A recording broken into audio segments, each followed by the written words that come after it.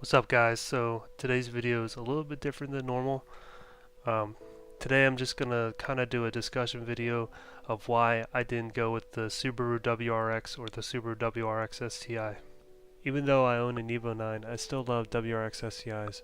As a matter of fact, I think the 2007 Hawkeye version in World Rally Blue with gold BBS wheels is my favorite.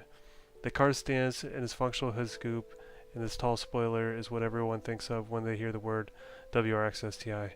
In my opinion, it's probably the pinnacle of WRX STIs, and its style is timeless.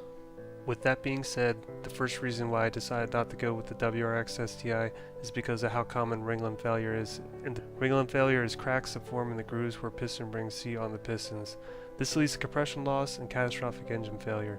The cause of ringland failure in Subis is a hotly debated topic. Just take a look at any WRX forums. The most common theory to the cause of ringland failure is overboosting and bad tuning. The WRX STI is aimed at car enthusiasts, and most car enthusiasts mod and tune their cars. One of the most common mods on the STI is to upgrade the turbo and turn up the boost. It seems like when you turn up the boost on the stock EJ257, it becomes a ticking time bomb, and ringland failure will most likely happen at some point.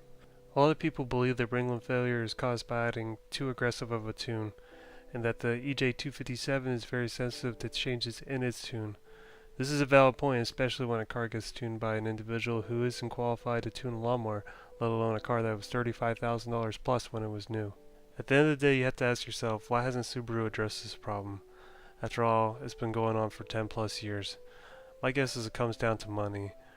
From my research, ringland failure is never covered under warranty because most cases the engine was modified and the warranty was void. That was taking into consideration if there was any warranty left at all. Also, ringland failure is big business to the dealerships. Unless you have a very specific set of skills and you can rebuild an engine yourself, you're more than likely going to take it to the dealership, and the dealership is going to replace it with a factory replacement rather than rebuild it. I don't think ringland failure is a problem if you leave the engine in stock. However, I know myself and I know I would want to mod the engine, and there's a high probability that if I would have bought a car with an EJ257, I would have ended up blowing up the engine. That brings me to the second reason why I chose not to buy a WRX STI. This reason is more of a problem with where I currently live rather than an actual problem with Subaru. Subaru is the unofficial state car of Washington State, and on my street alone, which is only a mile long, there are 3 different people who own either a WRX or a WRX STI. It's more of a preference thing, but I prefer to own a car that when I'm driving to work, I don't see 5 versions of the same make and model of the car that I'm driving. There's not much more I can say to that other than in Washington State, there's a ton of Subarus here. The final reason, and probably the biggest reason why I didn't buy a WRX STI is because of the Suba Bros. There's a negative stigma that goes along with owning a WRX STI that's similar to Civic owners thinking that their cars are fast and that Mustang owners run over crowds. Probably the biggest negative stigma I can think of is it seems like every WRX/WRX STI owner has to vape. And this is true because where I work, there's only like 15 of us at my job, and 3 of those people own WRX STIs, and all 3 of them vape. And when they come into work and they go on break, all they do is stand outside, puff on their vape sticks, talk about the mods they did to their vape sticks, and the type of vape shoes that they bought that week. It's freaking ridiculous. The second negative connotation that I have a problem with the WRX STI community is people like, oh, Evo Beater here. And Evo Beater, that's his name on Facebook. I found him on the Rain City Subaru's Facebook page. Someone had asked him in the comments how many Evos he actually beat, and he responded with 1. Now this guy, I looked it up, he has never posted about any engine modifications or any modifications that would make his car go faster. All of his posts are mainly about wheel combinations and cosmetic type stuff, and I see that trend a lot in the Subaru community.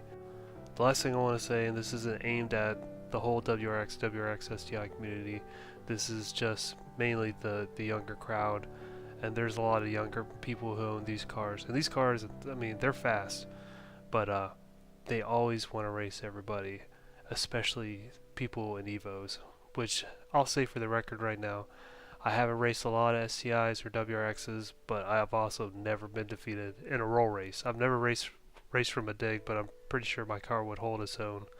You'd have to have a lot done to your car to beat my car. But anyways, specific story was my brother and I were riding down in Mexico one night, and a probably 2010, 2012, somewhere in there, WRX, a blue one, pulls up next to us, and they were looking for a roll race from about 40 miles per hour, which is cool. You know, we're used to that. We're not on a populated road or anything like that. We're way out of the way down in the back country in Mexico, and I always let the other car beep their horn to let us know. And right before he starts to beep, I look into the back of his car, and I see a child seat with what looks like to be a toddler, a little girl in the back. And immediately, you know, I just let him go because I refuse to race anybody like that. And at the time, I was just thinking, how could you put your child in the back of a car and go out to Mexico and look for roll races? Because why would you put your child in danger like that? So it said a lot to me, and you know, I've heard other stories from other people in that community doing similar types of things. It's just a lot of immaturity with it. So that's about it, guys. I appreciate you taking the time to watch. Please let me know if you have any stories, or if you disagree with me, please let me know. I'd like to see that too. But if anything, if you watch to the end, please give me a like. And if you like this, please subscribe, and I'll make more. Thanks for watching.